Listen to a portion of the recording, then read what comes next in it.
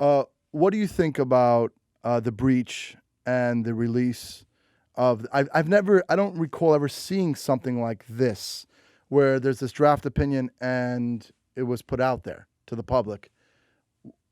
How do you think that happened? I know they're doing, search, maybe a criminal probe, and trying to see what happened there. What do you make of that?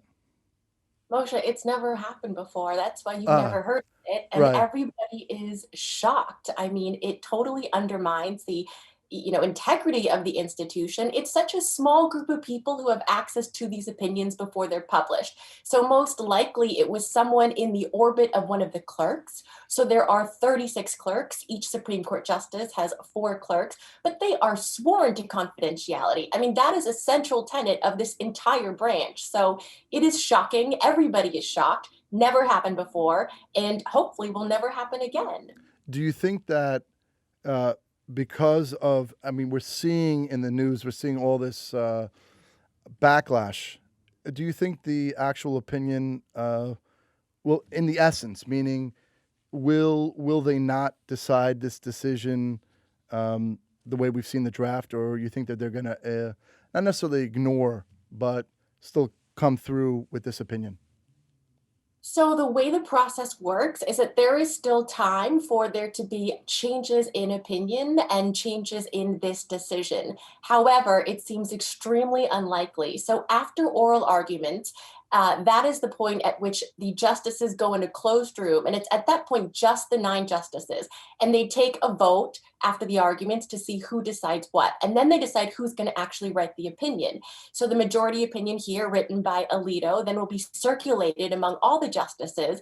And then from there, it could possibly change, but it's so unlikely. I do think it is likely that the opinion might narrow. So Alito definitely took the most maximalist opinion possible and used extremely strong language, saying this was egregiously wrong. We're totally overturning it. It is possible that over the course of this time till when it's actually published, it will backtrack a little bit, but I don't think that it means that Roe v. Wade's going to stand. It means it'll be overruled, just maybe the opinion will be changed a little bit. And if it is overturned, where now does the rights of women to have abortions, where does it go now? If it is actually constitutionally overturned.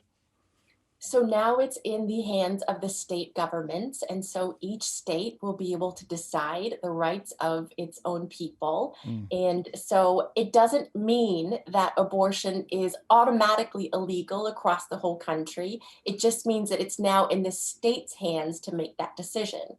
So I think what's interesting here is that all sides believe that their perspective is ingrained in freedom, right? So you have all these people who wanted to overturn Roe v. Wade saying we are overturning it because we care about freedom of states to determine the laws of their state. But then you obviously have the other side saying no, states can't do that. It's freedom over my body, my choice. So all sides are directing this. It's very muddy, but we know the way that states will turn based on whether or not they're blue or red.